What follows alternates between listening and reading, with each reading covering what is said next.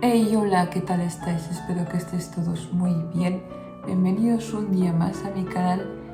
Sé que me he pospuesto mucho tiempo, sé que he dejado para mucho tiempo el libro, el de Brandon Sanderson, El aliento de los dioses. Lo siento, discúlpenme, no me peguen. Pero finalmente hoy por fin ya voy a empezar a leerlo de una vez y pues ver un poco de qué trata. No sé cuántos capítulos voy a leer, según un poco como me vea animada y si me está gustando, pero en un principio voy a hacerlo como siempre, voy a intentar leer 3 capítulos, al menos esta vez. 3 capítulos más el prólogo, epílogo, ¿no? Epílogo se dice. Bueno, luego lo corrijo, luego lo pondré aquí abajo. Pues eso, voy a leer el epílogo y luego los 3 capítulos y ya pues la semana que viene, si todo va bien, pues seguiría leyéndolo así, o si veo que son cortos, pues entonces le añadiría un capítulo más o un capítulo menos. Sea como sea, voy a por fin a empezar a leer esto y pues bueno, a ver qué nos repara. No tengo ni idea de lo que va a tratar, sé que trata de un tal monarca Idris, por lo que estoy leyendo. Sé que hay una tal Siri, sí, y pues poco más, no sé de qué va. Pero bueno, que conforme lo vayamos leyendo vamos a ir descubriendo. He hecho un parado sin haberlo preparado. Así que nada, si estáis todos listos y listas, tomad el libro, el PDF, el EPUB, lo que tengáis, y si no, pues simplemente escuchadme, poneos por fin a hacer vuestras cosas si es que usáis estos vídeos para ello, y pues podemos comenzar. Let's go.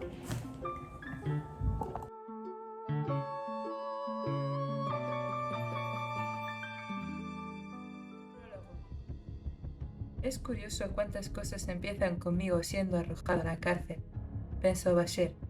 Los guardias rieron y cerraron la puerta de golpe. Bashir se levantó y se sacudió, meneó el hombro y dio un respingo. Aunque la mitad inferior de la puerta era de gruesa madera, la superior tenía barrotes, y pudo ver a los 3 guardias abrir su morral y rebuscar entre sus pertenencias. Uno de ellos advirtió que los estaba mirando. Era un hombretón bestial de cabeza afeitada y uniforme sucio. Apenas conservaba los brillantes colores amarillos y azules de la guardia de la ciudad de Tetelir. Colores brillantes, pensó Bashir. Tendré que acostumbrarme de nuevo a ellos. En cualquier otra nación, aquellos azules y amarillos tan chillones habrían quedado ridículos en los soldados. Se encontraba en Alandren. No obstante, la tierra de los dioses retornados, los servidores sin vida, la investigación biocromática y, por supuesto, el color. El corpulento guardia se acercó a la puerta de la celda, dejando a sus amigos divertirse con las pertenencias de Bashir. Dicen que eres bastante duro, dijo, evaluando a Bashir con la mirada. No obtuvo respuesta. El tabernero dice que derrotaste a unos 20 hombres en una pelea. El guardia se frotó la mandíbula. No me pareces tan duro. En cualquier caso, deberías haber sabido que golpear a un sacerdote es contraproducente. Los demás pasarán una noche entre rejas. A ti, sin embargo, te colgarán. Necio incoloro. Bashir se dio media vuelta. Su celda, aún carente de originalidad como era, cumplía los requisitos mínimos. Una fina rendija en lo alto de una pared dejaba entrar la luz. Las paredes de piedra rezumbaban agua y moho, y en un rincón se descomponía una pila de paja seca. ¿Me consideras indigno de tu atención?, preguntó el guardia, acercándose a la puerta.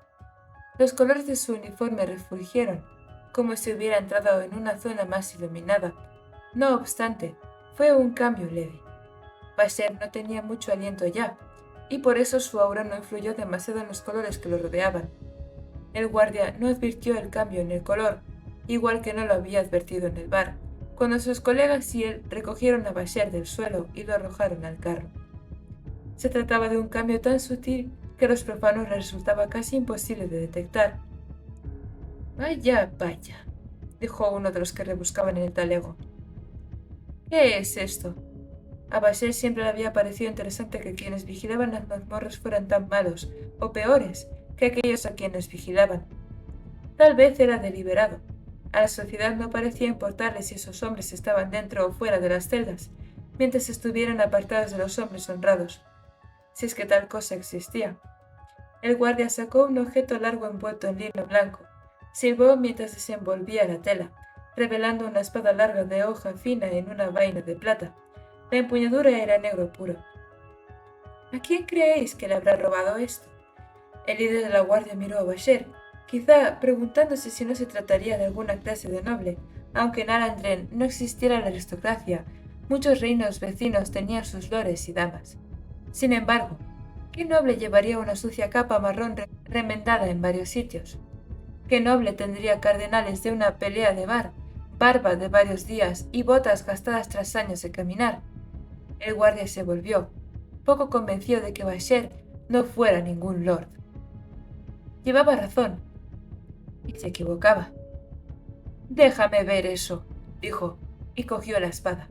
Gruñó, sorprendido por su peso. La giró en su mano, advirtiendo el cierre que sujetaba la vaina a la empuñadura e impedía desenvainarla. Lo abrió. Los colores de la habitación se volvieron más intensos, no más brillantes como había sucedido con el jubón del guardia cuando se acercó a Bashir. Se hicieron más fuertes, más oscuros. Los rojos se volvieron marrones, los amarillos se endurecieron a dorado, los azules se hicieron casi negros. Ten cuidado, amigo, dijo Bashir en voz baja. Esa espada puede ser peligrosa. El guardia alzó la mirada. Todo estaba en silencio. El guardia bufó y se alejó de la celda, llevándose la espada. Los otros dos lo siguieron con el morral de Bashir y entraron en la sala de guardia situada al fondo del pasillo. La puerta se cerró de golpe. Al punto, Bashir se arrodilló junto al montón de paja y seleccionó un puñado de recias briznas. Sacó hilos de su capa, que empezaba a ajarse por abajo, y ató la paja hasta darle forma de una persona pequeña, de unos 3 centímetros de altura, con brazos y piernas hirsutos. Se arrancó un pelo de una ceja, lo colocó en la cabeza de la figura, rebuscó en su bota y sacó un brillante pañuelo rojo. Bashir contuvo el aliento. Brotó de él hinchándose en el aire, translúcido pero radiante, como el color del aceite sobre agua al sol. Lo dejó fluir, aliento biocromático. Lo llamaban los sabios. La mayor parte de la gente lo llamaba solo aliento. Cada persona tenía uno, o al menos así solía ser. Una persona, un aliento. Bashir tenía unos 50 alientos, suficientes para llegar a la primera elevación. Tener tan pocos le hacía sentirse pobre comparado con lo que una vez había tenido, pero muchos considerarían 50 alientos un gran tesoro. Por desgracia, incluso despertar una figura pequeña hecha de materia orgánica, usando algo de su propio cuerpo como foco, consumía casi la mitad de sus alientos. La figurita de paja se sacudió, absorbiendo el aliento. En la mano de Bashir, la mitad del brillante pañuelo rojo se convirtió en gris. Se agachó, imaginando lo que quería que hiciera la figura, y completó el proceso con una orden. Coge las llaves. La figura de paja se levantó y alzó su única ceja hacia Bashir. Esta señaló la sala de los guardias, donde se oían gritos de sorpresa. No hay mucho tiempo, pensó. La personita de paja corrió por el suelo, saltó y se escurrió entre los barrotes. Bashir se quitó la capa y la colocó en el suelo. Tenía la forma perfecta de una persona, marcada con desgarrones que recreaban las cicatrices del cuerpo de Bashir. La capucha cortada con agujeros que hacían las veces de sus ojos. Cuanto más se parecía un objeto a la hechura y la forma humana, menos alientos necesitaba para despertar. Se agachó, tratando de no pensar en los días en que tenía suficientes alientos para despertar sin que le importara la forma ni el enfoque. Esta había sido una época diferente. Con un respingo se arrancó unos pelos de la cabeza y los esparció por la capucha de la capa. Una vez más, exhaló aliento. Necesitó del resto de su aliento. Sin él, la capa temblando, el pañuelo perdiendo el resto de su color, se sintió más tenue. Sin embargo, perder el aliento no provocaba un desenlace fatal. De hecho, los alientos extra que usaban había pertenecido una vez a otra gente. Bashir no sabía a quiénes, no había recolectado esos alientos él mismo. Se los habían dado, como se suponía que funcionaban esas cosas. No podías tomar aliento por la fuerza. Estar vacío de aliento lo cambió, en efecto. Los colores ya no le parecían tan brillantes. No podía sentir el bullir de la gente deambulando arriba en la ciudad, una conexión que por lo general daba por sentada. Era la conciencia que todos los hombres tenían de otros, esa cosa que susurraba una advertencia, en la modorra del sueño, cuando alguien entraba en la habitación. En Bashir ese sentido se había amplificado 50 veces, y ahora había desaparecido, absorbido por la capa de la personita de paja para darles poder. La capa se agitó. Bashir se agachó. «Protégeme», ordenó, y la capa se quedó quieta. Se levantó y volvió a ponérsela. La figura de paja regresó a la ventana. Llevaba un gran aro con llaves. Sus piececitos estaban manchados de rojo. La sangre escarlata le parecía ahora a Bashir más oscura. Cogió las llaves. «Gracias», dijo. Siempre daba las gracias. No sabía por qué, sobre todo considerando lo que hacía a continuación. «Tu aliento, a mí», ordenó, tocando el pecho de la personita. En el acto, la figura cayó al suelo, despojada de vida, y Bashir recuperó su aliento. El familiar sentido de conciencia regresó, el conocimiento de conexión, de encaje. Solo podía recuperar el aliento porque él mismo había despertado a esa criatura.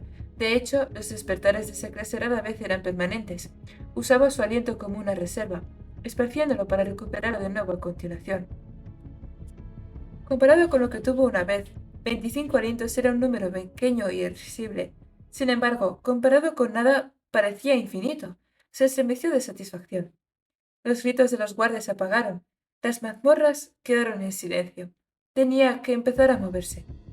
Bashir metió la mano entre los barrotes y usó las llaves para abrir la celda. Empujó la gruesa puerta y corrió por el pasillo, dejando la figura de paja olvidada en el suelo. No se acercó a la sala de los guardias para alcanzar la salida más allá, sino que se dio media vuelta y se internó en las mazmorras. Esta era la parte más incierta de su plan: encontrar una taberna que fuera frecuentada por los sacerdotes de los tonos de Bar, y agredir a uno de aquellos sacerdotes resultó igual de sencillo. Alandren se tomaba muy en serio sus figuras religiosas, y Bashir se había ganado no el habitual encierro en la cárcel local, sino un viaje a los calabozos del Rey Dios. Conociendo la clase de hombres que solían proteger esos calabozos, sabía que intentarían desenvainar a sangre nocturna. Eso le había dado la distracción que necesitaba para conseguir las llaves, pero ahora venía la parte impredecible. Se detuvo, la ondulación de la capa despierta. Fue fácil localizar la celda que quería, pues a su alrededor un gran parche de piedra había perdido el color, dejando ambas paredes y puertas de un gris opaco. Era un lugar ideal para aprisionar a un despertador, pues la ausencia de color significaba ausencia de despertar. Bashir se acercó a la puerta y se asomó a los barrotes. Un hombre colgaba del techo por los brazos, desnudo y encadenado. Su color era vibrante a los ojos de Bashir, su piel de un pardo puro, sus magulladuras, brillantes manchas azul y violeta. El hombre estaba amordazado. Otra precaución. Para despertar necesitaría 3 cosas: aliento, color y orden. Las armonías y los tonos, lo llamaban algunos. Los tonos iridescentes, la relación entre color y sonido. Había que dar una orden clara y firme en la lengua materna del despertador. Cualquier tropiezo, cualquier mala pronunciación, invalidaría el despertar. El aliento brotaría, pero el objeto no podría actuar. Bashir empleó las llaves de la prisión para abrir la puerta de la celda y entró. El aura de ese hombre hacía que los colores se volvieran más brillantes cuando estaban cerca. Cualquiera podría advertir un aura tan fuerte, aunque era más fácil para alguien que hubiera alcanzado la primera elevación. No era el aura biocromática más fuerte que veía Bashir. Esas pertenecían a los retornados, conocidos como dioses aquí en Alandren. Con todo, la biocroma del prisionero era muy importante y mucho más fuerte que la del propio Bashir. El prisionero contenía un montón de alientos, cientos y cientos. El hombre se balanceaba en sus ataduras, estudiando a Bashir, los labios amordazados y sangrantes. Tras una breve vacilación, Bashir extendió la mano y retiró la mordaza.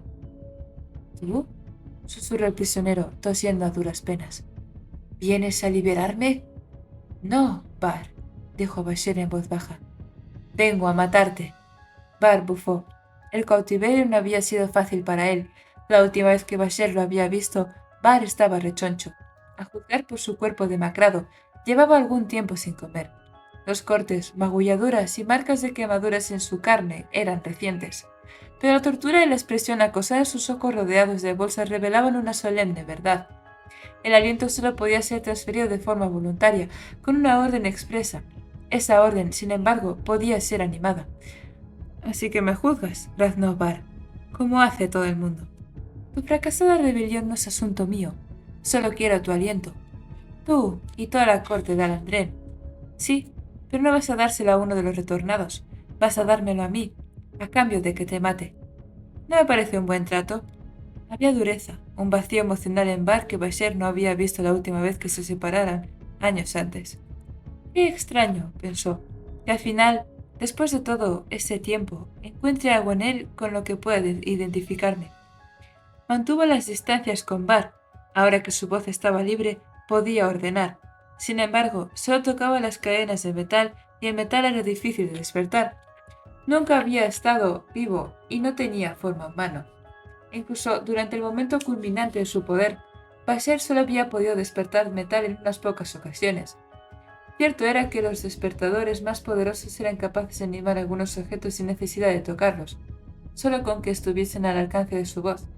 Para ello, sin embargo, se requería la novena elevación. Ni siquiera Bar poseía tanto aliento. De hecho, Bashir solo conocía a una persona viva que lo tuviera, el Rey Dios, en persona. Lo cual significaba que casi con toda seguridad estaba a salvo. En Bar había aliento en abundancia, pero nada que despertar. Bashir rodeó al hombre encadenado, sintiendo dificultad para no mostrar compasión alguna. Bar se había ganado su destino. Sin embargo, los sacerdotes no dejarían morir mientras contuviera tanto aliento. Si moría, se desperdiciaría, se perdería, sería irrecuperable. Ni siquiera el gobierno de Alandrén, con sus estrictas leyes sobre la compra y el traspaso de alientos, podía dejar que semejante tesoro se perdiera. Lo deseaban tanto que retrasaban la ejecución incluso de un criminal tan notorio como Bar. Dentro de poco se maldecirían a sí mismos por no haberlo vigilado mejor. Pero claro, Bashir llevaba 2 años esperando una oportunidad como esa. ¿Y bien? Preguntó Bar. Dame el aliento, respondió Bashir, dando un paso adelante. Bar bufó. Dudo que tengas la habilidad de los torturadores del Rey Dios y llevo 2 semanas resistiéndolos. Te sorprendería. Pero eso no importa. Vas a darme tu aliento. Sabes que solo tienes 2 opciones. Dármelo a mí o dárselo a ellos. Bar colgaba de las muñecas, girando lentamente, en silencio. No tienes mucho tiempo para pensártelo, dijo Bashir. De un momento a otro, alguien descubrirá a los guardias muertos ahí fuera. Sonará la alarma. Te dejaré. Volverán a torturarte y acabarás por romperte. Entonces todo el poder que has acumulado irá a la misma gente que juraste destruir. Bar miró al suelo. Bashir lo dejó reflexionar unos instantes y pudo ver que la realidad de la situación le quedaba clara. Al cabo, Bar levantó la cabeza. ¿Esa cosa que llevas está aquí, en la ciudad? Bashir asintió. ¿Los gritos que oí antes los causó ella? Bashir volvió a asentir. ¿Cuánto tiempo estarás en Tetelir? Una temporada. 1 año, tal vez. ¿La usarás contra ellos? Mis objetivos son cosa mía, Bar. ¿Aceptarás mi trato o no? Una muerte rápida a cambio de sus alientos. Una cosa te prometo. Tus enemigos no los tendrán. Bar guardó silencio. Es tuyo, susurró, transcurridos unos instantes. Bashir se acercó, posó la mano sobre la frente de Bar, cuidando de que ninguna parte de sus ropas tocara la piel del hombre, no fuera a ser que absorbiera el color para despertar. Bar no se movió, parecía aturdido. Entonces, justo cuando Bashir empezaba a pensar que había cambiado de opinión, Bar exhaló el aliento. El color se borró de él, la hermosa iridiscencia, el aura que le hacía parecer majestuoso a pesar de sus ligaduras y cadenas, fluyó de su boca, flotando en el aire, titilando como bruma. Bashir la absorbió, cerrando los ojos. Mi vida a la tuya, ordenó Bar, un atisbo de desesperación en la voz. Mi aliento es tuyo. El aliento fluyó hacia Bashir y todo se volvió vibrante. Su capa marrón parecía de pronto intensa y rica en color. La sangre del suelo era de un rojo brillante, como una llamarada. Incluso la piel de Bar parecía una obra maestra de color, su superficie marcada por profundos pelos negros, magulladuras azules y nítidos cortes rojos. Habían pasado años desde la última vez que Bashir sintiera tanta vida. Jadeó, cayó de rodillas, abrumado, y tuvo que apoyar una mano en el suelo para impedir desplomarse de bruces. ¿Cómo he vivido sin esto? Sabía que sus sentidos no habían mejorado y, sin embargo, se sentía mucho más alerta, más consciente de la belleza de la sensación. Cuando tocó el suelo de piedra, se maravilló de su aspereza y el sonido del viento pasando a través de la estrecha ventana del calabozo. ¿Siempre había sido tan melódico? ¿Cómo podía no haberse dado cuenta antes? Cumple tu parte de trato, dijo Bar. Bashir advirtió los tonos de su voz, la belleza de cada uno de ellos, cómo se acercaban a lo armónico. Bashir había ganado un puesto, un regalo para todo el que llegaba a la segunda iluminación. Sería bueno volver a tenerlo. Cierto era que podría llegar a la quinta iluminación en cualquier momento, si lo deseaba, pero eso requeriría ciertos sacrificios que no estaba dispuesto a hacer, y por eso se obligaba a hacerlo a la antigua usanza, recogiendo alientos de gente como Bar. Se incorporó y sacó el pañuelo incoloro que había utilizado antes, lo arrojó sobre el hombro de Bar y, acto seguido, exhaló. No se molestó en dar forma humana al pañuelo, ni necesitó tampoco emplear una brizna de cabello o de piel para concentrarse, aunque sí que hubo de absorber el color de su camisa. Bashir miró los resignados ojos de Bar. «Estrangula», ordenó, rozando con los dedos el tembloroso pañuelo. Se retorció de inmediato, acumulando una gran cantidad de aliento, aunque sin consecuencia.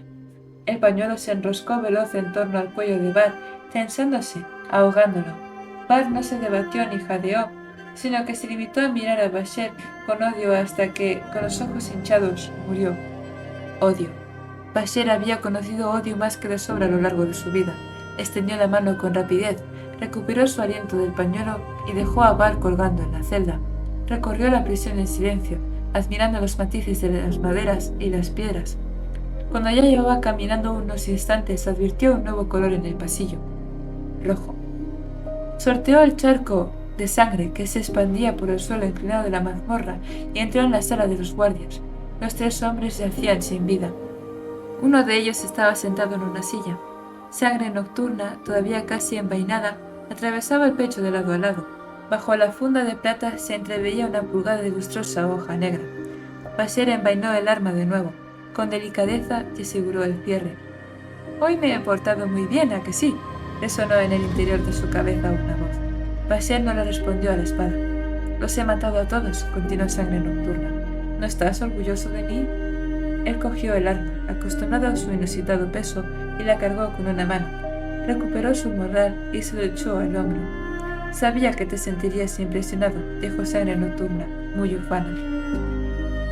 Y ahora por fin, gente, empezaremos con el capítulo 1. No ser nadie importante tenía sus ventajas, según el baremo de muchas personas. Sin embargo, no era esa la categoría en la que encajaba Ciri. Al fin y al cabo, su padre era el rey. Este, por suerte, tenía 4 descendientes con vida, y Ciri, a sus 17 años, era la más joven de todos. Fafen, la armada que la seguía en edad, había cumplido con los deberes familiares y se había metido a monja. Detrás de ella venía Richard, el varón, el heredero al trono. Y no convenía olvidar a Vivena. Ciri exhaló un suspiro mientras recorría el camino de regreso a la ciudad. Vivena, la primogénita, era Vivena. Hermosa, serena, perfecta en todos los aspectos, lo cual estaba muy bien, claro. Había cuenta de que se había prometido con un dios. En cualquier caso, Ciri, como cuarta hija que era, seguramente sobraba. Vivena y Richard debían concentrarse en los estudios. Fafen tenía que hacer su trabajo en los pastizales y en los hogares. Pero a Ciri, por su parte, no ser importante le venía de maravilla. Su irrelevancia le permitía disfrutar de la naturaleza y perderse de vista durante horas seguidas. A veces la gente se percataba, cierto, y eso le había deparado no pocos problemas. Sin embargo, incluso a su padre no le quedaba más remedio que admitir que sus desapariciones no causaban grandes inconvenientes. La ciudad se las apañaba sin Ciri. De hecho, quizá incluso le fuese un poquito mejor de lo habitual cuando ella no andaba cerca. No ser importante, cualquier otro podría tomárselo como una ofensa. Para Ciri era una bendición. Entró en la ciudad con una sonrisa en los labios. Atrajo las inevitables miradas. Aunque Vibanis ostentaba, en teoría, el título de capital de Idris, no era demasiado grande y todo el mundo se conocía de vista. A juzgar por las historias que Ciri había oído a comerciantes de paso, su hogar era prácticamente una aldea, comparada con las enormes metrópolis de otras naciones. Le gustaba como era, incluso con sus calles fangosas las casas de techo de paja y las aburridas aunque recias murallas de piedra. Las mujeres perseguían a los gansos que huían, los hombres tiraban de los carros cargados con semillas de primavera y los niños sacaban a las ovejas de los pastizales. Una ciudad grande en Chaca, Udes o incluso la terrible Alatren podría tener vistas exóticas, pero estaría repleta de multitudes sin rostros que gritarían y se apretujarían y de nobles altivos. No era algo que entusiasmara a Siri. Por lo general incluso consideraba a Vivaldi demasiado bulliciosa para su gusto. Con todo, pensó, contemplando su sencillo vestido gris, apuesto a que esas ciudades tendrán más colores. Eso es algo que me gustaría ver. Su cabello no pudo soportarlo más. Como de costumbre, los largos mechones se habían vuelto rubios de alegría mientras estaba en el campo. Se concentró, tratando de controlarlos, pero solo pudo reducir el color a un marrón opaco. En cuanto dejó de concentrarse, su pelo recuperó el color de siempre. No era muy buena controlándolo. No era como Vivena. Mientras atravesaba la ciudad, un grupo de figuras pequeñas empezó a seguirla. Ella sonrió, fingiendo ignorar a los niños hasta que uno de ellos echó a correr y le tiró del vestido. Entonces se dio media vuelta, sonriente. Ellos la miraron con rostros solemnes.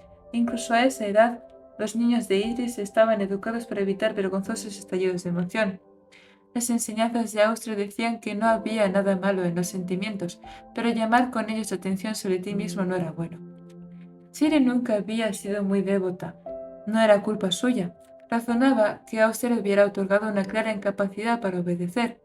Los niños esperaron sin impacientarse hasta que Siri introdujo la mano en el delantal y sacó unas flores de vivos colores. Los ojos de los niños se abrieron de par en par, admirando aquellos tonos chillones. 3 de las flores eran azules, una amarilla. Las flores destacaban contra la aguda monotonía de la ciudad. Aparte de lo que podía encontrarse en la piel y los ojos de la gente, no había a la vista ni una gota de color.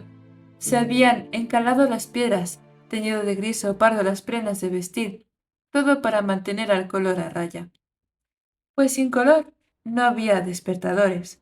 La niña que había tirado de la falda de Siri al final cogió las flores con una mano y echó a correr con ellas, seguida por los otros niños. Siri vio reproche en los ojos de varios transeúntes. Sin embargo, ninguno de ellos la encaró. Ser una princesa, aunque no fuera importante, tenía sus ventajas. Continuó su camino hacia el palacio. Era un edificio bajo de un solo piso con un gran patio de tierra prensada. Evitó las multitudes de buhoneros en la puerta y, dando la vuelta, entró por las cocinas. Mab, la cocinera, dejó de cantar cuando se abrió la puerta y miró a Siri. «Tu padre te ha estado buscando, niña», dijo, y se volvió canturreando para atacar una pila de cebollas. «Eso me temo». Siri se acercó y olfateó una olla, de la que emanaba un reconfortante aroma a patatas cocidas. «Otra vez hacia las montañas, ¿no? Apuesto a que te saltaste tus clases». Siri sonrió y sacó otra de las brillantes flores amarillas, haciéndolas girar entre los dedos. Mab puso los ojos en blanco. «Y sospecho que has estado corrompiendo de nuevo a los jóvenes de la ciudad». «Ay, de verdad, niña, a tu edad ya tendrías que haber superado estas cosas. Tu padre tendría que decirte un par de palabras sobre tus responsabilidades». «Me gustan las palabras, y siempre aprendo algunas nuevas cuando padre se enfada. No debería descuidar mi educación, ¿no?» Mab hizo una mueca y mezcló unos pepinillos cortados con las cebollas. «De verdad, Mab», dijo Siri, haciendo girar la flor, sintiendo que el tono de su pelo se volvía un poco rojo. «No veo cuál es el problema. Austria creó las flores, ¿no? Puso los colores en ellas. Así que no pueden ser malignas, quiero decir, te llamamos el dios de los colores, ¿verdad?» «Las flores no son malignas», respondió Mab, añadiendo unas hierbas a su cocido, suponiendo que se queden donde las puso Austria. No deberíamos usar la belleza de Austria para darnos importancia. «Una flor no me hace parecer más importante». «¿No?», repuso Mab, añadiendo la hierba, el pepinillo y las cebollas a una de sus ollas. Golpeó el lado de la olla con el plano de su cuchillo, escuchó, asintió para sí y empezó a rebuscar más verduras bajo la encimera. «Dime», continuó refunfuñando, «¿de verdad crees que caminar por la ciudad con una flor así no atrajo la atención sobre ti misma? Eso es solo porque la ciudad es muy gris. Si hubiera un poco de color, nadie se fijaría en una flor». Mab se incorporó cargando con una caja con tubérculos. ¿Nos harías decorarlo todo como si fuera Alandren? Quizá deberíamos empezar a invitar a despertadores a la ciudad. ¿Qué te parecería eso? Diablos que sorbieran las almas de los niños, que estrangularan a la gente con sus propias ropas, levantar a los muertos de las tumbas para usarlos como mano de obra, sacrificar mujeres en sus altares impíos. Siri notó que su pelo se volvía blanco de ansiedad. ¡Basta!, pensó. El pelo parecía tener mente propia y respondía a sus instintos. Eso de que sacrifiquen doncellas es solo un cuento, dijo. En realidad no lo hacen. Los cuentos vienen de alguna parte. Sí, de viejas reuniones al calor del fuego en invierno. No creo que tengamos que estar tan asustados. Los de Alandren harán lo que quieran, lo cual me parece bien, siempre que nos dejen en paz. Mab empezó a cortar verdura, sin levantar la cabeza. Tenemos el tratado, Mab, añadió Siri. Mi padre y Vivena se asegurarán de que estemos a salvo, y eso hará que los alandrenses nos dejen en paz. ¿Y si no lo hacen? Lo harán. No te preocupes. Tienen mejores ejércitos, repuso Mab mientras seguía cortando, sin mirarla. Mejor acero, más comida y cosas de esas. Todo eso preocupa a la gente. A lo mejor a ti no, pero sí a las personas sensatas. Costaba desoír sin más ni más las palabras de la cocinera. Mab poseía sentido común, una sabiduría que trascendía la maña que se daba con las especias y los guisos. Sin embargo, también era asustadiza. ¿Te preocupas por nada, Mab? Ya lo verás. Solo digo que es mal momento para que una princesa real vaya por ahí con flores, haciéndose ver y coqueteando con la antipatía de Austria. Siri exhaló un suspiro. Vale, de acuerdo, arrojó la última de sus flores al puchero. Ahora todos podremos destacar juntos. Mab se detuvo y puso los ojos en blanco mientras troceaba un tubérculo. Supongo que eso sería una flor de Vanabel. Pues claro. Siri aspiró la fragancia que se desprendía de la olla humeante. Jamás se me ocurriría estropear un buen guiso. Y sigo diciendo que exageras. Mab arrugó la nariz. Toma, dijo sacando otro cuchillo. Haz algo útil. Hay raíces que picar. ¿No debería presentarme ante mi padre? Siri agarró una retorcida raíz de Vanabel para empezar a cortar. Te enviará de vuelta aquí. Te pondré a trabajar en las cocinas como castigo, respondió Mab, utilizando el cuchillo para darle otro golpecito al puchero.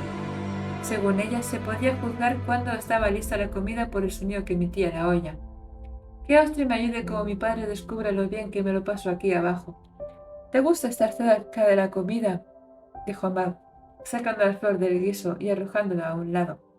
Sea como sea, no puedes presentarte ante él. Está reunido con Yarda. Siri no mostró ninguna reacción. Continuó cortando. Su pelo, sin embargo, se volvió rubio de emoción. Las reuniones de mi padre con Yarda suelen durar horas, pensó. No tiene mucho sentido estar allí esperando a que termine. Mab se volvió para coger algo de la mesa y cuando miró hacia atrás, Siri ya había salido corriendo por la puerta en dirección a los establos reales. Minutos más tarde, galopaba lejos del palacio, llevando su capa marrón favorita, sintiendo un estremecimiento de emoción que volvía su pelo de un rubio profundo. Una bonita cabalgada sería una buena manera de redondear el día. Después de todo, su castigo sería el mismo. Dedelín, rey de Idris, depositó la carta sobre la mesa. La había contemplado largo rato. Era hora de decidir si enviar o no a su hija mayor a la muerte. A pesar de la llegada de la primavera, sus aposentos estaban fríos. El calor era cosa rara en las tierras altas de Idris. Se anhelaba y disfrutaba, pues los veranos eran breves. Los aposentos estaban también desnudos. Había belleza en la sencillez. Ni siquiera un rey tenía derecho a mostrar arrogancia haciendo ostentación. Dedelín se levantó, se asomó a la ventana y contempló el patio. El palacio era pequeño según los baremos del mundo, apenas un piso de altura, con un tejado de madera en pico y cuadrados muros de piedra. Pero era grande según los baremos de Idris y bordeaba lo ampuloso.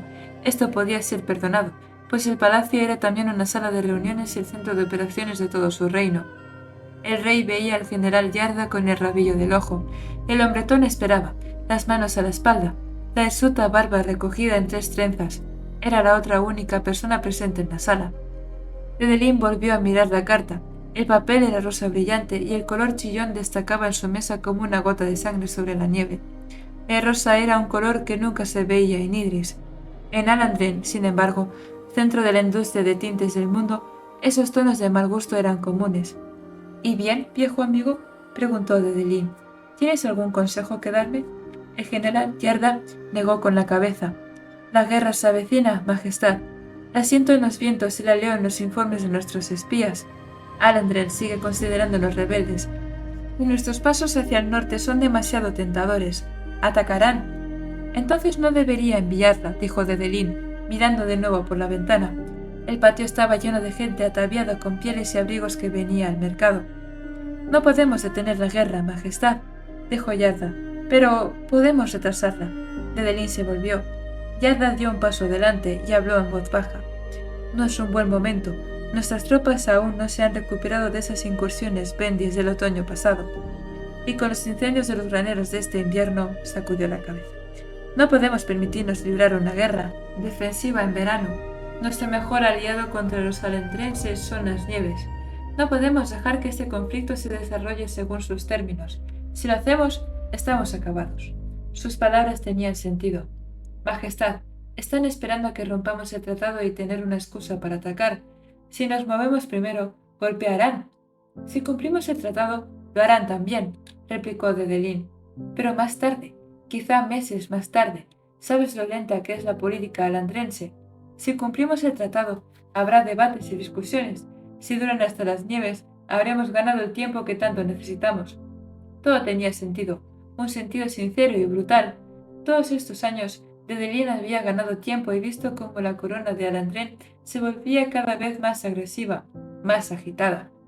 Cada año había voces pidiendo que se atacara a los sidrianos rebeldes que vivían en las tierras altas. Cada año, la política conciliadora de Dedelín mantenía los ejércitos a raya.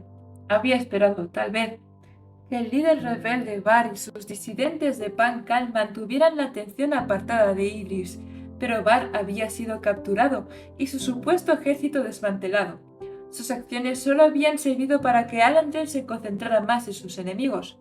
La paz no duraría, no con Idris madura, no con las valiosas rutas comerciales en juego, no con la actual cosecha de dioses de Alandren, que parecían mucho más erráticos que sus predecesores. Sabía todo eso, pero también sabía que romper el tratado sería una locura. Cuando te arrojan al cubil de una bestia, no provocas su furia. Yarda se unió a él junto a la ventana y se asomó, apoyando un codo contra el marco. Era un hombre duro, nacido en inviernos duros, pero también era un hombre bueno, el mejor que Dedelín había conocido. Una parte del rey anhelaba casar a Vivena con el hijo del general. Era absurdo. Dedelín había sabido siempre que llegaría a este día. Él mismo había redactado el tratado, y el tratado exigía enviar a su hija a casarse con el rey Dios. Los alandrenses necesitaban una hija de sangre azul para volver a introducir el linaje real en su monarquía. Era algo que los depravados y engreídos habitantes de las tierras bajas codiciaban desde hacía tiempo, y solo esa cláusula específica del tratado había salvado a Idris durante 20 años. El tratado había sido el primer acto oficial del reinado de Dedelín, alcanzado tras arduas negociaciones tras el asesinato de su padre. Dedelín apretó los dientes. Qué poco había tardado en inclinarse ante los caprichos de sus enemigos. Sin embargo, volvería a hacerlo. Un monarca de Idris haría cualquier cosa por su pueblo. Era la gran diferencia entre Idris y Alandren. Si la enviamos, Yarda, la mandaremos a la muerte, dijo Dedelín. Tal vez no le hagan daño. Sabes que no. Lo primero que harán cuando llegue la guerra es usarla contra mí. Se trata de Alandren. Invitan a los despertadores a sus palacios, por el amor de Austre. Yarda guardó silencio. Por fin sacudió la cabeza. Los últimos informes dicen que su ejército alcanza ya 40.000 sin vidas. ¡Santo Dios de los colores!, pensó Dedelín, mirando de nuevo la carta. Su lenguaje era sencillo. Vivena había cumplido 22 años, y los términos del tratado estipulaban que Dedelín no podía esperar más. Enviar a Vivena es un plan pobre, pero es nuestro único plan, dijo Yarda. Con más tiempo podríamos atraer a Tredadel a nuestra causa. Odian a Alandren desde la multiguerra, y tal vez pueda encontrar un modo de alzar la facción rota de los rebeldes de Bar en la propia Alandren. Como mínimo, podríamos hacer acopio de suministros y vivir otro año. Se volvió hacia el rey. Si no enviamos a su princesa a los salandrenses, considerarán que la guerra es culpa nuestra. ¿Quién nos apoyará? Exigirán saber por qué nos negamos a cumplir el tratado que redactó nuestro propio rey. ¿Y si le enviamos a Vivena, introduciremos la sangre real en su monarquía y tendrán una reclamación aún más legítima de las tierras altas? Tal vez, admitió Yarda.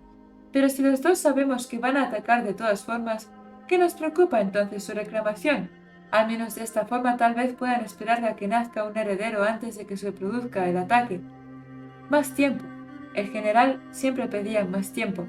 Pero, ¿qué sucedería cuando ese tiempo se pagaba con la propia hija de Dedelín?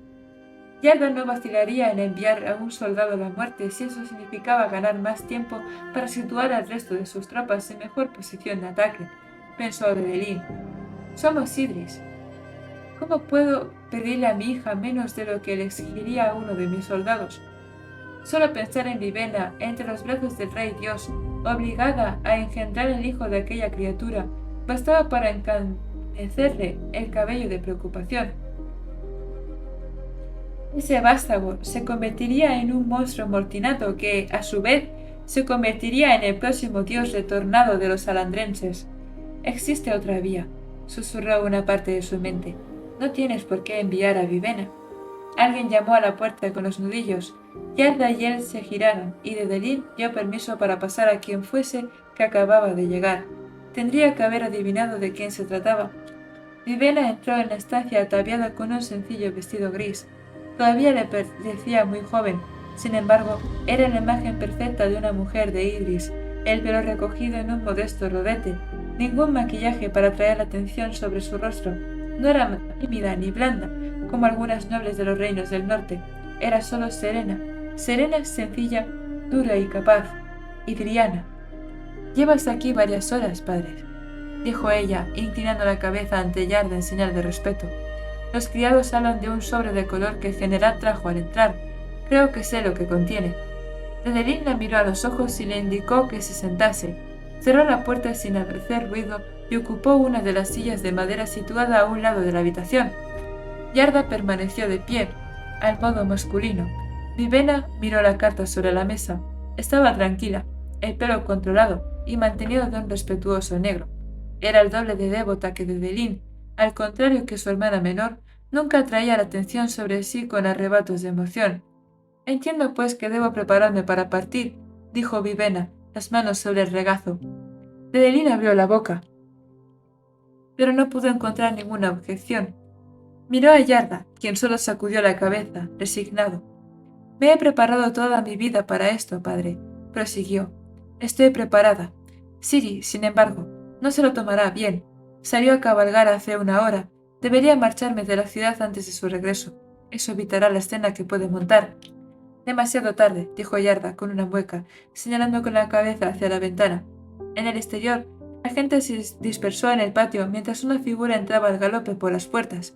Llevaba una túnica marrón oscuro casi demasiado colorida, y, ni qué decir tiene, sus cabellos ondeaban libres de ataduras. Y amarillos. Dedelín sintió que su rabia y frustración crecían. Solo Siri podía hacerle perder el control. Como en un irónico contrapunto a la fuente de su ira, sintió que su pelo cambiaba. Para los que miraban, unos cuantos hilos de pelo en su cabello pasaron de negro a rojo. Era la marca distintiva de la familia real, que había huido a las tierras altas de Idri en el momento álgido de la multiguerra. Otros podían ocultar sus emociones. La casa real manifestaba lo que sentía a través del pelo de sus cabezas. Vivena lo observó, prístina como siempre, y su serenidad le dio fuerzas para convertir de nuevo su pelo en negro. Hizo falta más fuerza de voluntad de lo que cualquier hombre corriente habría podido comprender para controlar los traicioneros mechones reales. Dedelín no comprendía cómo su hija lo controlaba tan bien. La pobre niña nunca ha tenido infancia, pensó. Desde su nacimiento, la vida de Vivena había apuntado hacia este único acontecimiento. Su primogénita, la niña que siempre le había parecido una parte de sí mismo, la niña que siempre lo había hecho sentirse orgulloso, la mujer que ya se había ganado el cariño y el respeto de su pueblo. En su imaginación vio a la reina en la que podría convertirse, más fuerte incluso que él, alguien que podría guiarlos a través de los oscuros días venideros. pero solo si sobreviviría tanto tiempo. Me prepararé para el viaje, dijo ella, poniéndose en pie. No, saltó Dedelín en un arrebato. Yarda y Vivena se volvieron para mirarlo. Padre, dijo la muchacha, si rompemos este tratado, significará la guerra. Estoy preparado para sacrificarme por nuestro pueblo. Me enseñaste eso. No irás, decidió Dedelín con firmeza, volviéndose hacia la ventana. Fuera, Siri reía con uno de los mozos del establo. Podía oírla incluso desde la distancia. El pelo se le había vuelto de un rojo llameante. Santo Dios de los colores. Perdóname, pensó. Qué terrible decisión para un padre. El tratado es claro. Debo enviar a los salandrenses a mi hija cuando cumpla 22 años, pero no dice a qué hija he de enviar. Si no enviaba a una de sus hijas a Alandren, los atacarían de inmediato. Si enviaba a la que no era, podrían enfurecerse, pero no atacarían. Esperarían hasta que tuviera un heredero. Eso le concedería a Idris al menos 9 meses. Además, pensó, si intentaran utilizar a Vivena contra mí, sé que cedería. Era vergonzoso admitirlo, pero en el fondo eso fue lo que le hizo tomar la decisión. Dedelín se volvió para mirarlos. Vivena, no te casarás con el dios tirano de nuestros enemigos. Voy a enviar a Siri en tu lugar. Capítulo 2. Siri iba sentada, aturdida, en un traqueteante carruaje, mientras su tierra natal iba quedando más y más lejos con cada bache y cada sacudida. Habían pasado 2 días y seguía sin comprender. Esto se suponía que era cosa de Vivena. Todo el mundo lo entendía. Idris había festejado el día del nacimiento de Vivena. El rey había iniciado su formación desde el momento en que supo andar, instruyéndola en las costumbres y los modales de la corte.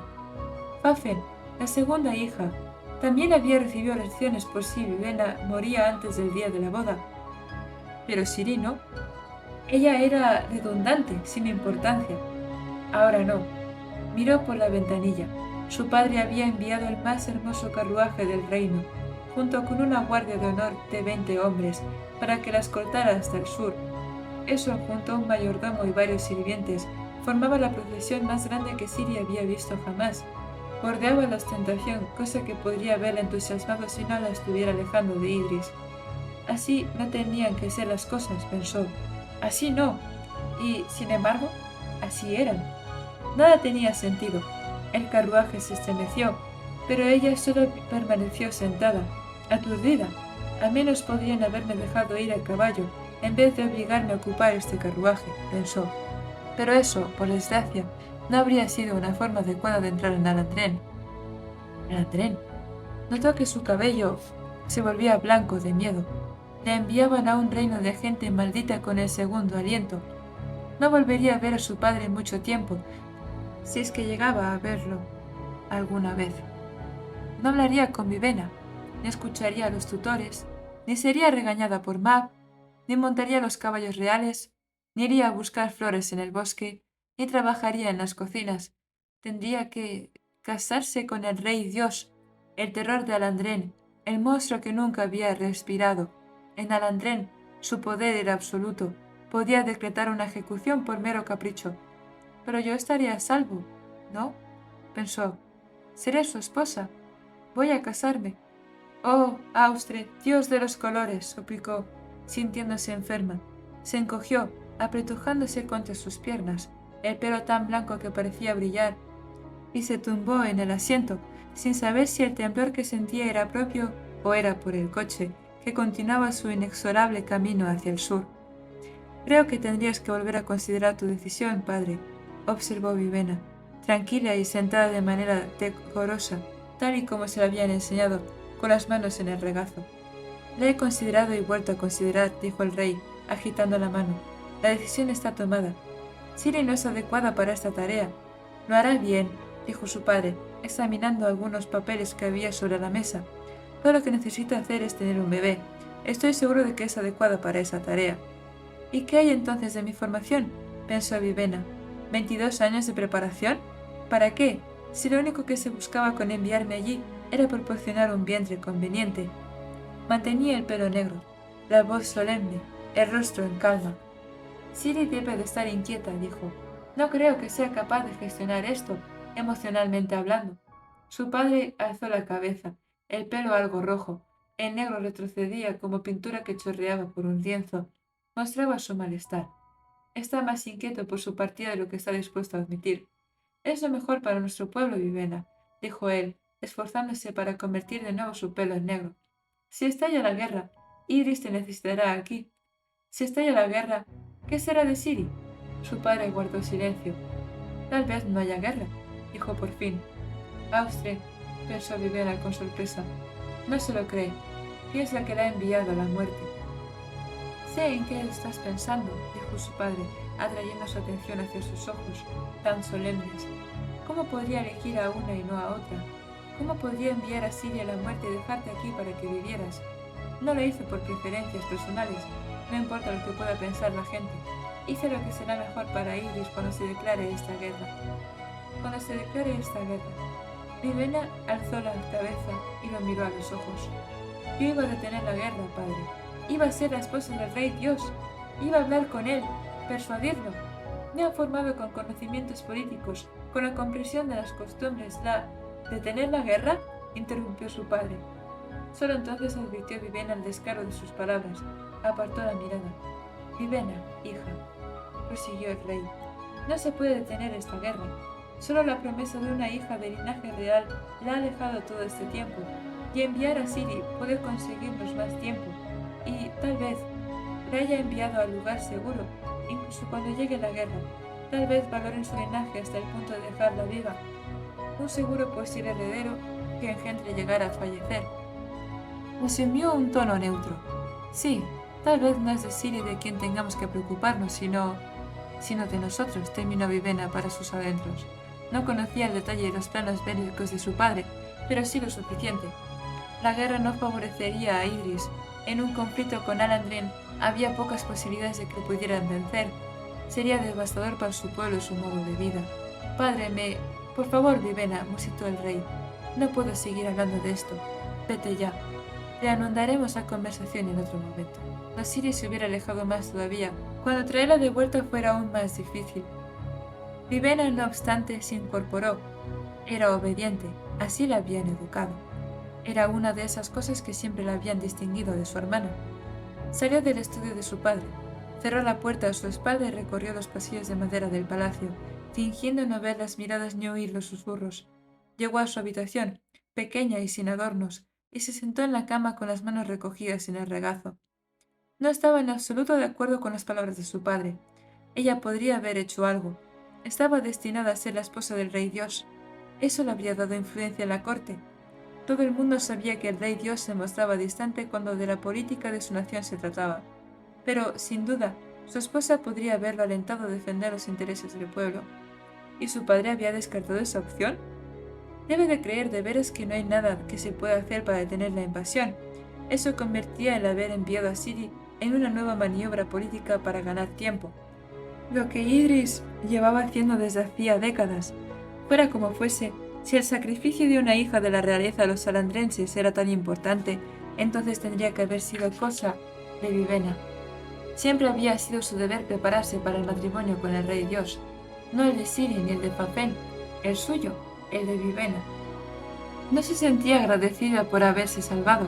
Tampoco sentía que serviría mejor a Idris quedándose en Bevalis. Si su padre moría, Yarda sería más adecuado para gobernar durante la guerra que Vivena. Además, Richard, el hermano menor de Vivena, había sido educado como heredero durante años. Ella había sido preservada por ningún motivo. Parecía, en cierto modo, un castigo. Había escuchado, se había preparado, aprendido y ejercitado. Todo el mundo decía que era perfecta. ¿Por qué entonces no era lo bastante buena para cumplir el servicio que tendría que haber hecho? No tenía ninguna buena respuesta. Solo podía sentarse y vacilar, las manos en el regazo y enfrentarse a la horrible verdad. Le habían robado su propósito en la vida para dárselo a otra. Ahora era una persona redundante, inútil, sin importancia. ¿En qué estaba pensando mi padre?, exclamó Siri, colgando casi fuera de la ventanilla del carruaje mientras seguía dando brincos por el camino de tierra. Un soldado joven marchaba junto al vehículo con aspecto incómodo bajo el sol de la tarde. «Lo digo en serio», insistió. «Enviarme a mí a casarme con el rey de Alandren. Menuda tontería, ¿no? Sin duda, habrás oído de la clase de cosas que hago. Me escapo cuando no me ve, ignoro mis lecciones, me dan arrebatos de genio por todos los colores. Por toda reacción, el guardia se limitó a observarla con el rabillo del ojo. En realidad, a Siri le traía sin cuidado. Tampoco quería enseñarse con él. Tan solo gritaba por gritar. Colgaba de la ventanilla en precario equilibrio, disfrutando de la brisa que jugaba con su lacia melena rojiza y avivaba su ira. La furia le impedía llorar. Las colinas de las tierras altas de Iris, tapizadas de verde por la primavera, habían quedado atrás de forma gradual conforme se desgranaban los días. De hecho, cabía la posibilidad de que ya hubieran entrado en Alandren. La frontera entre los dos reinos era imprecisa, lo cual no tenía nada de extraño, habida cuenta de que hasta que estalló la multiguerra habían constituido una sola nación. Miró al pobre guardia, cuya única forma de tratar con una princesa airada consistía en hacer como si no existiera, y subió al carruaje. No tendría que haberlo tratado así, pero bueno, acaban de venderla como si fuera una mercancía, condenada por un documento redactado años antes de que hubiera nacido siquiera. Si alguien tenía derecho a un arrebato de genio, era Siri. Tal vez ese sea el motivo de todo esto, pensó, cruzando los brazos sobre el borde de la ventanilla. Tal vez mi padre se ha cansado de mis berrinches y solo quería librarse de mí. Eso parecía un poco traído por los pelos. Había formas más fáciles de tratar con Siri, formas que no incluían enviarla a representar a Iris en una corte extranjera. ¿Por qué entonces? ¿De veras pensaba él que ella haría un buen trabajo? Eso le hizo reflexionar. Llegó a la conclusión de que era ridículo. Su padre no habría podido suponer que fuera a hacer un trabajo mejor que Vivena. Nadie hacía nada mejor que Vivena. Suspiró, sintiendo que su pelo se volvía de un pensativo castaño. Al menos el paisaje era interesante, y, para impedir sentir más frustración, se dejó distraer con las vistas. Alandren se encontraba en las tierras bajas, un lugar de bosques tropicales y extraños y pintorescos animales. Siri había oído las descripciones de los buhoneros e incluso había confirmado sus relatos en algún libro ocasional que se había visto obligada a leer. Creía saber qué esperar. Sin embargo, cuando las montañas dieron paso a los llanos y los caminos comenzaron a jalonarse de árboles, empezó a darse cuenta de que había algo sobre lo que ningún libro ni relato contenía una descripción fidedigna: los colores. En las tierras altas, los lechos de flores eran raros e inconexos, como si comprendieran lo mal que encajaban con la filosofía de Idris.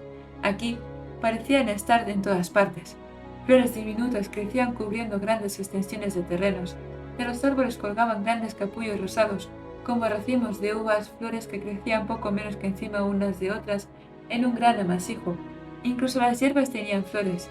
Siri habría cogido algunas si no hubiera sido por la forma hostil en que las miraban los soldados. Si yo me siento así de ansiosa, comprendió. Los guardias deben sentirse todavía peor. Ella no era la única que habían enviado lejos de su familia y amigos.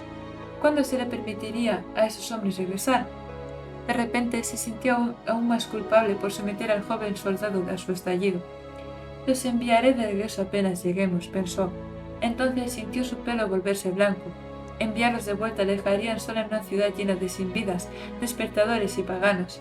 Sin embargo, ¿de qué servirían 20 soldados? Era mejor que alguien, al menos, pudiera regresar a casa. Cabría suponer que te sientes feliz, dijo Fafen. Después de todo, ya no tienes que casarte con un tirano. Vivena dejó caer una valla de color oscuro en la cesta y pasó a otro arbusto. Fafen trabajaba cerca. Llevaba las túnicas blancas de los monjes y la cabeza afeitada. Fafen era la hermana mediana en casi todos los sentidos, a medio camino entre Siri y Fafen en estatura, medio digna que Vivena, pero no tan descuidada como Siri, un poco más rellena que las otras dos, cosa que había atraído las miradas de varios jóvenes de la aldea. Sin embargo, el hecho de que tuviera que convertirse también en monjes si querían casarse con ella los mantenían a raya.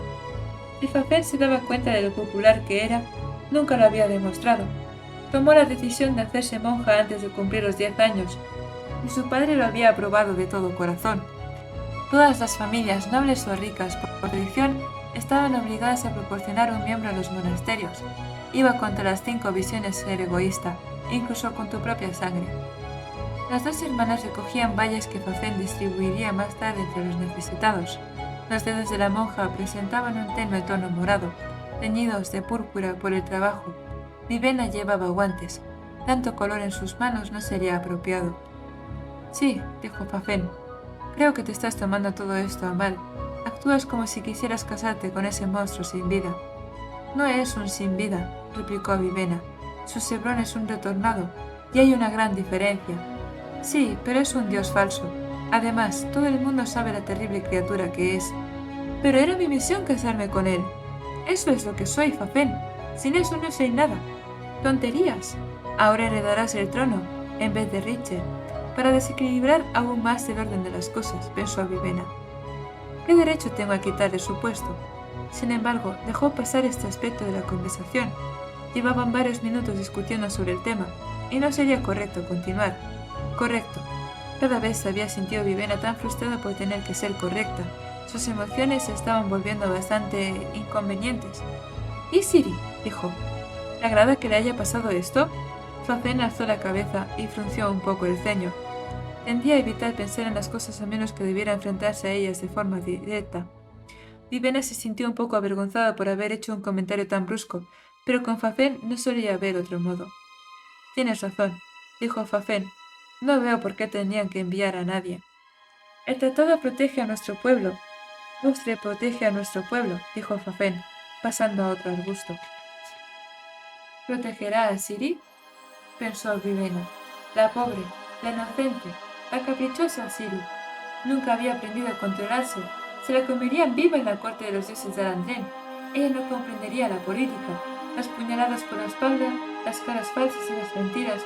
También se vería obligada a enfrentar al próximo rey dios de Alandren. Cumplir ese deber no era algo que hubiera entusiasmado a Vivena. Habría sido un sacrificio, pero suyo, ofrecido sin coacción para la seguridad de su pueblo. Esos pensamientos continuaron acosándola mientras Fafén y ella terminaban de recoger bayas. Bajaron por la colina en dirección a la aldea. Fafén, como todos los monjes, dedicaba todo su trabajo al bien del pueblo. Cuidaba los rebaños, cosechaba alimento y limpiaba las casas de quienes no podían valerse por sí mismos. Sin un deber propio, la vida de Vivena tenía poco sentido. Sin embargo, ahora que lo consideraba, había alguien que podía necesitar. Alguien que había partido una semana antes. Los ojos de Rosa se asustaron, mirando a su hermano mayor llena de desesperación. Vivena no era necesaria a Lindis. Dijera lo que dijera su padre. Allí era inútil, pero conocía a las gentes, la cultura y la sociedad de Alandren. Y así, mientras seguía Fafén hacia el camino que conducía a la aldea, una idea empezó a germinar en su cabeza. Una idea que no era, en modo alguno, correcta. Capítulo 3.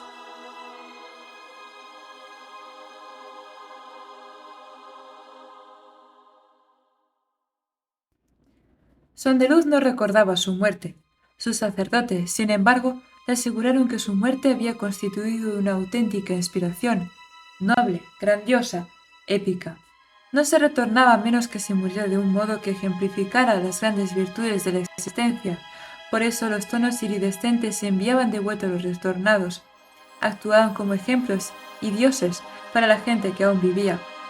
Cada dios representaba algo, un ideal relacionado con el modo heroico en que habían muerto. El propio Sondeluz había muerto dando muestras de una enorme valentía, o, al menos, eso le decían sus sacerdotes. Sondeluz no podía recordar el hecho, igual que no podía recordar nada de su vida antes de convertirse en dios. Profirió un suave gruñido, incapaz de seguir durmiendo. Se dio la vuelta, sintiéndose débil mientras se incorporaba en su majestuosa cama. Visiones y recuerdos asolaban su mente y sacudió la cabeza, tratando de despejar la bruma del sueño. Entraron los criados, respondiendo sin hablar las necesidades de su dios. Era una de las divinidades más jóvenes, pues había retornado hacía solo 5 años.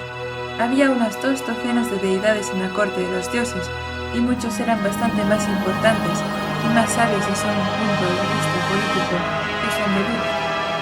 Y por encima de todo gobernaba su Sebrón, el rey dios de Alandren. Aunque era joven, moraba en un enorme palacio, dormía en una habitación adornada con sedas, tenía de brillantes rojos y amarillos. Su palacio contenía docenas de aposentos, todos decorados y amueblados según sus caprichos. Cientos de criados y sacerdotes atendían sus necesidades, lo quisiera o no. Todo esto, pensó mientras se levantaba. ¿Por qué no averiguar cómo morir? Ponerse en pie lo hizo sentirse un poco mareado. Era su día de ayuno. Carecería de fuerzas hasta que comiera. Los criados se acercaron con brillantes túnicas rojas y doradas. Mientras entraban en su aura, cada criado, piel, pelo, ropas y adornos, rebosaban exagerados colores. Los tonos saturados eran más resplandecientes de lo que podía producir ningún tinte o pintura. Era un efecto de la biocroma innata de Sondeluz. Tenía suficiente aliento para llenar a miles de personas. Veía poco valor en ello. No podía utilizarlo para animar objetos o cadáveres. Era un dios, no un despertador. No podía dar, ni siquiera prestar, su aliento divino. Bueno, excepto una vez. Sin embargo, eso lo mataría. Los criados continuaron sus atenciones, envolviéndolo con preciosos ropajes. Sondeluz era cabeza y media más alto que ninguno de los presentes en la sala. También era ancho de hombros, con un físico musculoso que no se merecía, considerando la cantidad de tiempo que permanecía cruzado de brazos. ¿Habéis dormido bien, divina gracia? Preguntó una voz. Sondeluz se dio media vuelta. Yarimar, su sumo sacerdote, era un hombre grueso con lentes y modales tranquilos. Sus manos quedaban casi ocultas por las gruesas mangas de su túnica roja y dorada, y llevaba un grueso libro. La túnica y el libro irradiaron color cuando entraron en el aura de Sondeluz. He dormido de maravilla, veloz, dijo Sondeluz, bostezando.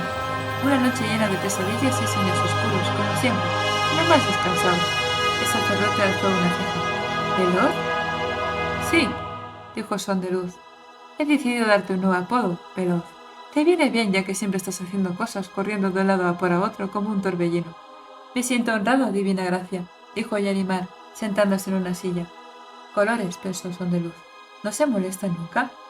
Yarimar abrió su libro. ¿Empezamos? Si es preciso, dijo Sondeluz. Los criados terminaron de atar lazos, cerrar presillas y alisar sedas. Todos hicieron una reverencia y se retiraron a un lado de la habitación.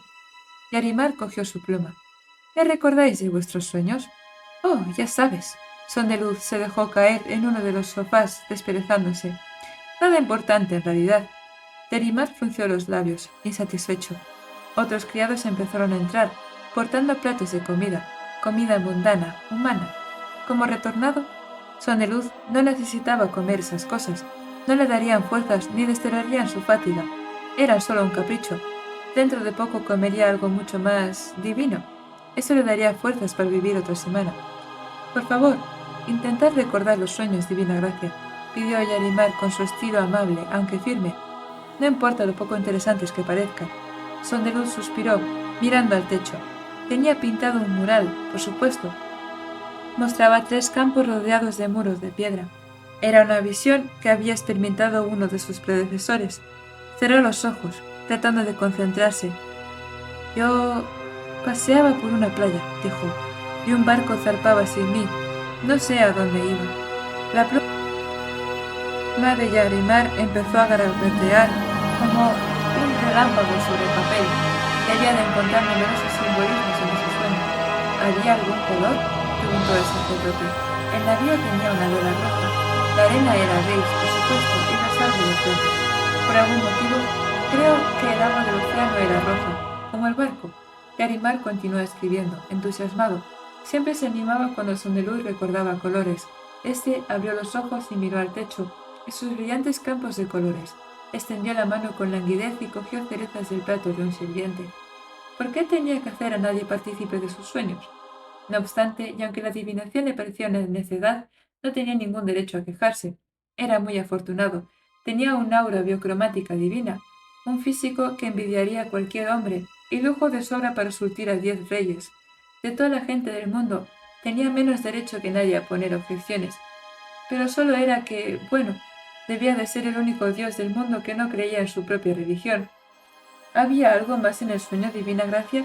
Insistió Yarimar, levantando la cabeza del libro. Tú, Pelón. Una suave palidez se extendió por las mejillas de Yarimar, que preguntó titubeante. ¿Yo? Sondeluz asintió con la cabeza. Me pedías disculpas por molestarme sin cesar e impedirme comer. Entonces me traías una gran botella de vino y bailabas. Fue muy curioso. Las facciones de Yarimar no detonaban ninguna reacción. Sondeluz suspiró. No, no había más. Solo el navío, incluso eso se me está olvidando. Yarimar asintió, se puso en pie y ordenó retirarse a los criados, aunque, claro está, estos permanecieron en la habitación con sus platos de nueces, vino y fruta, por si alguna era requerida. ¿Nos ponemos en marcha, pues, divina gracia? Sondeluz suspiró y se puso en pie, exhausto. Un criado corrió a ceder uno de los broches de su túnica que se había soltado. Sondeluz caminó detrás de Yarimar, alzándose al menos un palmo por encima del sacerdote. Los muebles y puertas, sin embargo, estaban adaptados al tamaño aumentado de Sondeluz, así que eran los criados y sacerdotes los que parecían fuera de lugar. Sondeluz caminaba sobre mullidas alfombras traídas de las naciones del norte, pasando ante la más fina porcelana del mar interior. Cada sala estaba decorada con cuadros y poemas de hermosa caligrafía, creados por los mejores artistas de Alandren. En el centro del palacio había una sala pequeña y cuadrada que se apartaba de los rojos y dorados estándar del motivo de Sondeluz. Esta era brillante, con lazos de colores más oscuros, profundos azules, verdes y rojos sangre. Cada una era de un color, de su tono exacto, como solo una persona había conseguido la tercera elevación podía distinguir. Cuando Sondeluz entró en la habitación, los colores ardieron cobrando vida. Se volvieron más brillantes e intensos, pero de algún modo permanecieron oscuros. El marrón se convirtió en un marrón más real, el azul marino en un azul marino más poderoso, oscuros y, sin embargo, brillantes, un contraste que solo el aliento podía inspirar.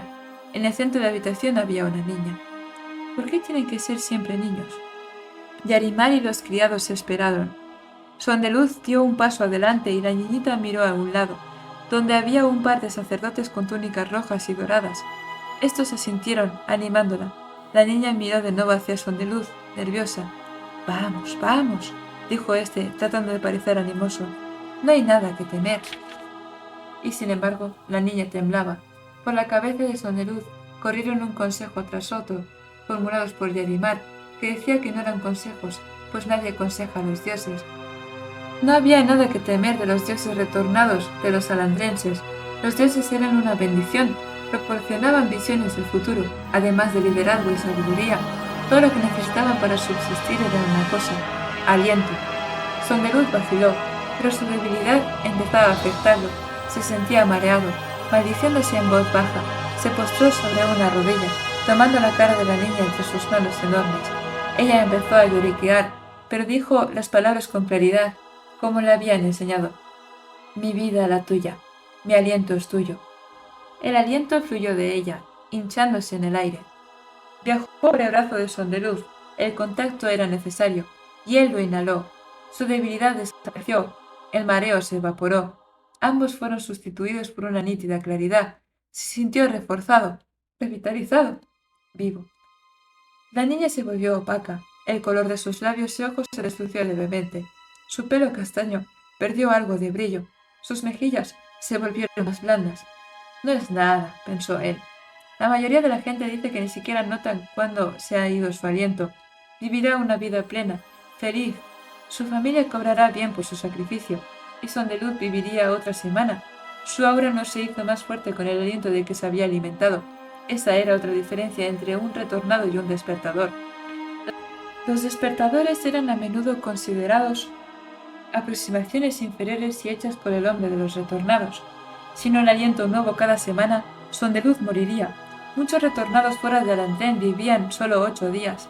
Sin embargo, con un aliento donado cada semana, un retornado podía continuar viviendo sin envejecer nunca, viendo visiones nocturnas que, en teoría, proporcionarían adivinaciones del futuro. De ahí la corte de los dioses, llena de palacios, donde los dioses podían ser nutridos, protegidos y, lo más importante, alimentados. Los sacerdotes se apresuraron a sacar a la niña de la habitación. Para ella no es nada, se repitió Sondeluz. Nada en absoluto.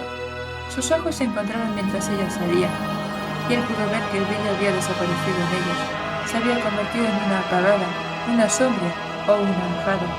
Una persona sin aliento nunca volvería a crecer. Los sacerdotes se retiraron. Sondeluz se volvió a Yarimar, sintiéndose culpable por aquella súbita energía. De acuerdo, dijo. Veamos las ofrendas. Yarimar alzó una ceja por encima de sus lentes. ¿Estáis dispuestos? De repente. Necesito devolver algo, pensó Sondeluz, aunque sea algo inútil. Pasaron a través de varias salas más rojas y doradas, la mayoría perfectamente cuadradas y con puertas en los 4 lados. Cerca del ala oriental del palacio, entraron en una habitación larga y estrecha. Era blanca por completo, algo muy poco habitual en Alandrén. Las paredes estaban adornadas con cuadros y poemas. Los criados se quedaron fuera. Solo Yarimar se unió a Sondeluz mientras se dirigía al primer cuadro. ¿Y bien? Preguntó Yarimar. Era un cuadro pastoral de la jungla, con palmeras copadas y coloridas flores.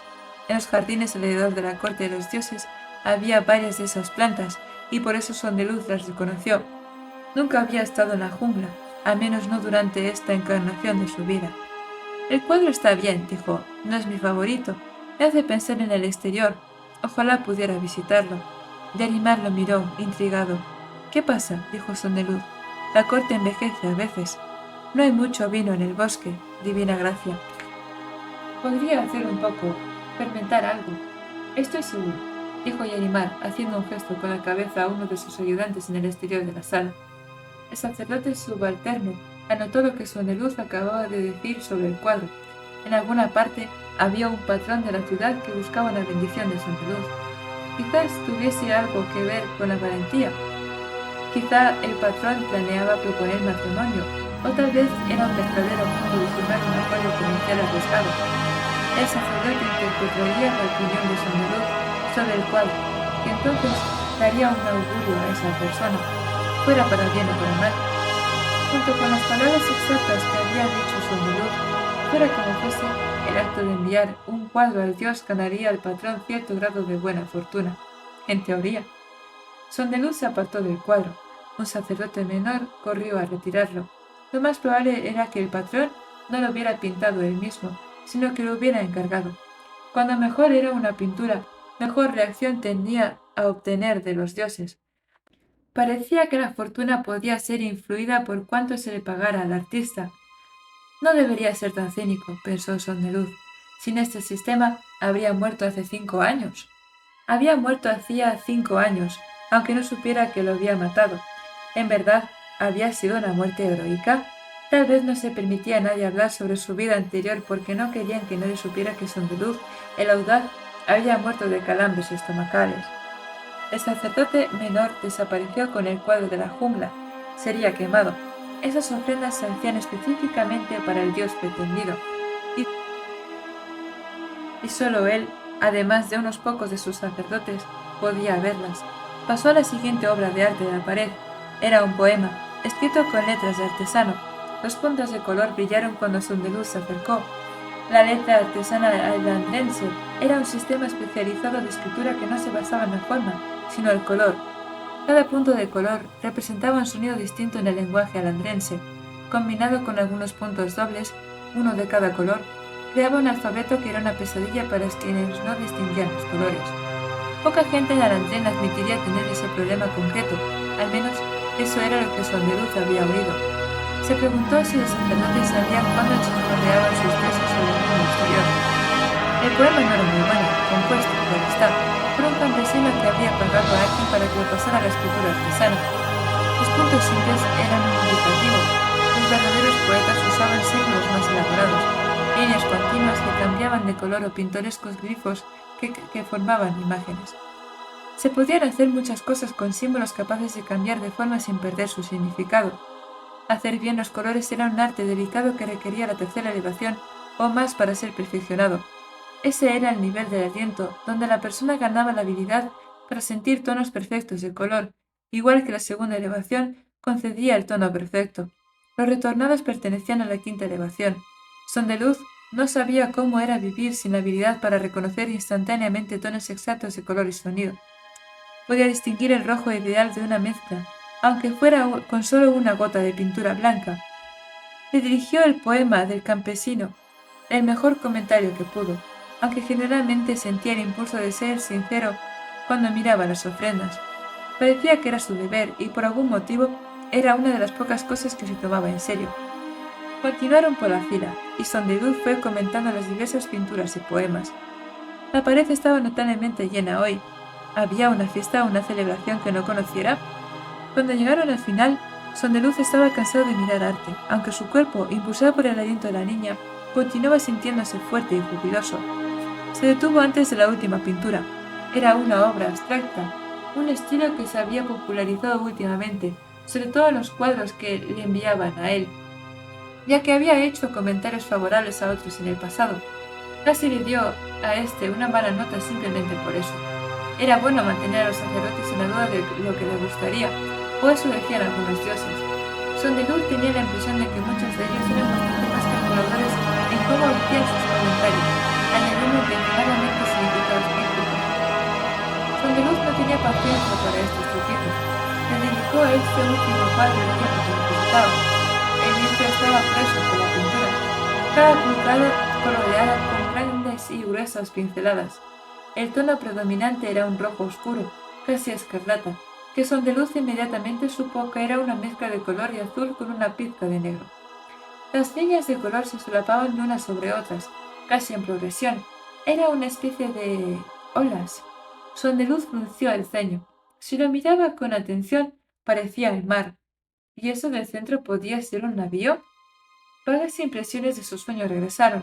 Un mar rojo, el barco, marchándose. Estoy imaginando cosas, se dijo. Buen color, comentó. Bonitas pausas. Me hace sentirme en paz y, sin embargo, también tiene tensión. Lo apruebo. A Yarimar pareció gustarle esta respuesta. Asintió mientras los sacerdotes menores permanecían apartados, registrando las palabras de Sondeluz. Bien, dijo. Eso es todo, supongo. Sí, divina gracia. Queda un solo deber, pensó. Ahora que habían terminado las ofrendas, era hora de pasar a la última y menos atractiva de sus tareas diarias, las peticiones. Tenía que acabar con ellas antes de poder pasar a actividades más importantes, como echar una cabezada. Sin embargo, Yarimar no le abrió camino para dirigirse a la sala de peticiones. Simplemente llamó a un monje menor y se puso a repasar unas páginas de una carpeta. ¿Y bien? Preguntó Sondeluz. ¿Y bien qué? Divina gracia. ¿Las peticiones? Yarimar negó con la cabeza. No vais a atender ninguna petición hoy, divina gracia, ¿recordáis? No, te tengo a ti para que recuerdes esas cosas. Entonces, dijo Yarimar pasando una página, considerad recordado oficialmente que hoy no tenéis ninguna petición. Vuestros sacerdotes se emplearán en otra cosa. ¿Ah, sí? ¿En qué? Se arrodillarán con reverencia en el patio, divina gracia. Nuestra nueva reina llega hoy. Sondeluz se detuvo. Tengo que prestar más atención a la política. ¿Hoy? Así es, divina gracia. Nuestra señora Rey Dios va a casarse. ¿Tan pronto? En cuanto ella llegue, divina gracia. Interesante. Su sobrón se busca una esposa. El Rey Dios era el único de los retornados que podía casarse. Los retornados no podían engendrar hijos, menos el rey, que nunca había absorbido un aliento como hombre vivo. A Sondeluz la distinción siempre le había parecido extraña. Divina gracia, dijo Yarimar. Necesitaremos una orden sin vida para disponer nuestras tropas delante de la ciudad para dar la bienvenida a la reina. Sondeluz alzó una ceja. ¿Planeamos atacarla? Yarimar le dirigió una severa mirada. Sondeluz se echó a reír. Fruta fugaz, dijo, dando una de las órdenes que permitiría a los otros controlar a los sin vidas de la ciudad. No era la orden central, naturalmente. La frase que le había dado a Yarimar permitiría a una persona controlar a los sin vidas solo en situaciones que no fueran de combate y expiraría un día después de su primer uso. Sondeluz a menudo pensaba que el retorcido sistema de órdenes empleado para controlar a los sin vidas era innecesariamente complejo. Sin embargo, ser uno de los 4 dioses capaz de dar las órdenes sin vida le hacía ser bastante importante en ocasiones. Los sacerdotes empezaron a hablar en voz baja sobre los preparativos. Sondeluz esperó, todavía pensando en su Sebrón y su inminente boda. Cruzó los brazos y se apoyó contra el quicio de la puerta. ¿Veloz? Llamó. ¿Sí, divina gracia? ¿Tenía yo una esposa? Antes de morir, quiero decir. Yarimar vaciló.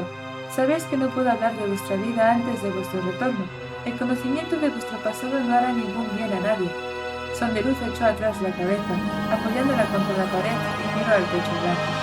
En ocasiones, recuerdo un rostro, dijo en voz baja, un rostro hermoso y joven. Creo que puede ser ella. Los sacerdotes guardaron silencio. Cabello castaño tentador, prosiguió Sondeluz. Labios rojos, atislados de la séptima armonía, de una profunda belleza. Piel moreno oscuro. Un sacerdote se adelantó con el libro rojo, Yaremar empezó a escribir furiosamente. No instó a Soneluz a dar más información, sino que fue anotando las palabras del dios tal como surgían. Soneluz se calló y les dio las espaldas a los hombres y sus plumas. ¿Qué importa?, pensó. Esa vida ya no existe. En cambio, ahora soy un dios. Dejando aparte lo que pienso de la religión, las ventajas están bien. Echó a andar, seguido por un séquito de sirvientes y sacerdotes menores que atenderían a sus necesidades. Terminadas las ofrendas, registrados los sueños y canceladas las peticiones, Sondeluz era libre para dedicarse a sus propias actividades. No regresó a sus aposentos principales. En cambio, se encaminó hacia el patio y esperó a que emplazaran a un pabellón para él. Si hoy iba a llegar una nueva reina, quería echarle un buen vistazo. Y bueno, gente, hasta aquí por hoy. Espero que os haya gustado. Como podéis ver, se ha hecho de noche porque llevo toda la tarde grabando esto. Si os ha gustado, la verdad es que a mí personalmente me ha gustado, me está interesando porque el tema de cómo funcionan los alientos y cómo se consiguen me parece interesante. Es un nuevo sistema, no lo había visto nunca y no sé, me gusta cómo lo plantea. De momento tiene buena pinta. La verdad es que al principio era como, pues tampoco es que... Pero luego conforme iba avanzando la historia y decía, pues bueno, no está mal, no sé qué decirte. Pero bueno, decidme vosotros qué opináis, si os está gustando de momento. Y pues si es así, no olviden darme un me gusta por aquí abajo, suscríbanse, comenten y pues eso, espero que nos podamos ver la semana que viene. Si todo va bien, pues seguiríamos con el capítulo 4, 5 y 6. Pues nada, yo me voy, que me voy a mimir y pues nos vemos prontito. Chao, podéis ir en paz.